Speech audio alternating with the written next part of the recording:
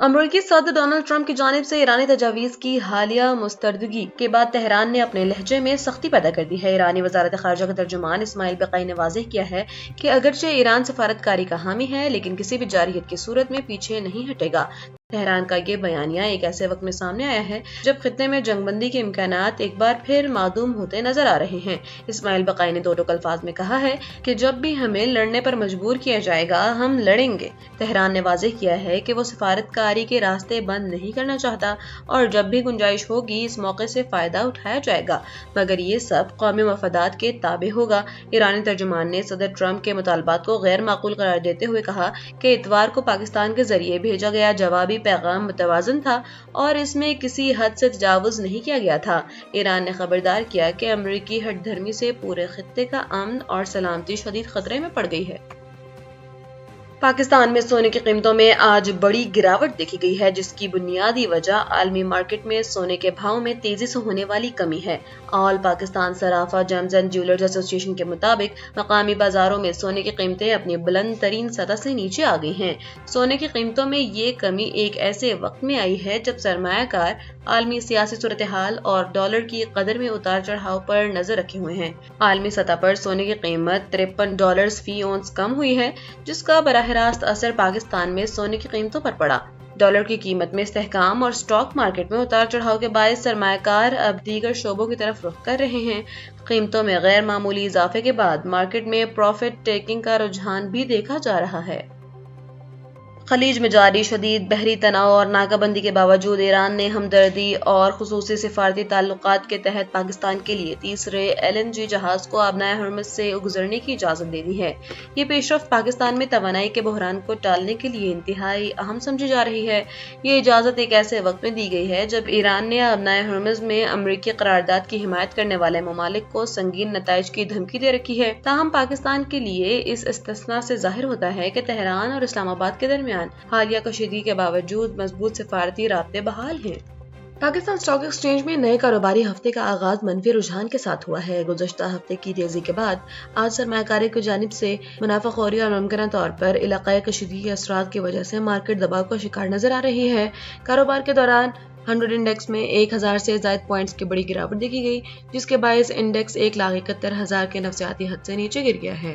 गुज़श्ता कारोबारी हफ्ते के दौरान इंडेक्स में 4.98% का शानदार इजाफा रिकॉर्ड किया गया था। ताहम आज के मनफी आगाज से जाहिर होता है कि मार्केट अपनी बुलंद तरीन सतह पर करेक्शन कर रही है। माहिरीन के मुताबिक IMF बोर्ड के इजलास और इलाकाई सियासी सूरत हाल के पेश नजर सरमायाकार मुहतात रवैया इख्तियार किए हुए हैं। क्रिकेट ऑस्ट्रेलिया ने दौरा पाकिस्तान के लिए अपनी वनडे टीम का बाज़ाब्ता ऐलान किया है। ऑस्ट्रेलियाई टीम रवां माह के आखिर में पाकिस्तान पहुंचेगी, जहां वो 3 वनडे मैचेस की सीरीज खेलेगी। तजुर्बाकार ऑलराउंडर मिचेल मार्श को इस सीरीज के लिए टीम का कप्तान मुकर्रर किया गया है। इसके साथ साथ ऑस्ट्रेलिया ने दौरा बांग्लादेश के लिए भी अपनी व्हाइट बॉल टीमों का ऐलान किया है, जहां वो 3 वनडे और 3 T20 मैचेस खेलेगी।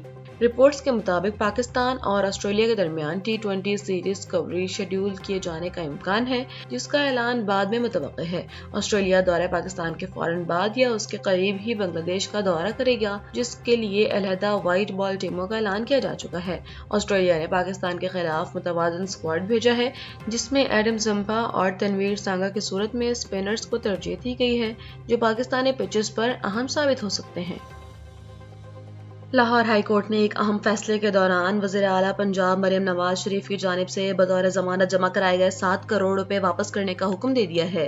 Chief justice Lahore high court justice Aalia Neelum की सरबराही में 3 रुकनी बेंच ने मरियम नवाज की दरखास्त पर समाअत के बाद ये फैसला सुनाया।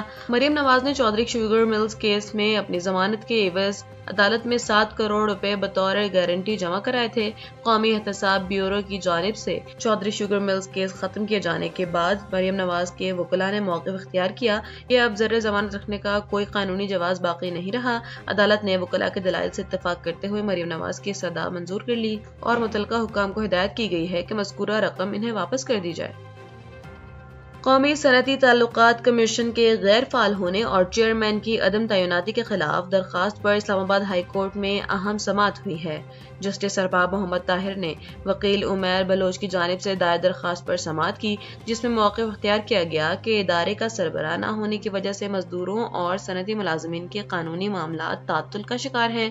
درخواست گزار کے وکیل شعیب شاہین نے عدالت کو بتایا کہ سابق چیئرمین جسٹس شوکت عزیز صدیقی کے استعفے کے بعد سے اب تک مستقل چیئرمین تعینات نہیں ہو سکا، جبکہ ایک اور ممبر کے ریٹائرمنٹ کے بعد کمیشن عملاً کام چھوڑ چکا ہے۔ جسٹس ارباب محمد طاہر نے سوال کیا کہ اتنے اہم عہدے کی تعیناتی میں تاخیر کی وجوہات کیا ہیں۔ عدالت نے معاملے کی سنگینی کے پیش نظر وزارت اوورسیز پاکستانیز اور وزارت قانون کو نوٹس جاری کرتے ہوئے 13 مئی تک تفصیلی جواب طلب کر لیا ہے۔ یہ ادارہ پاکستان میں وفاقی سطح پر ٹریڈ یونینز کی رجسٹریشن، صنعتی تنازعات کے حل اور مزدوروں کے حقوق کے تحفظ کے لیے بنیادی عدالتی فورم ہے۔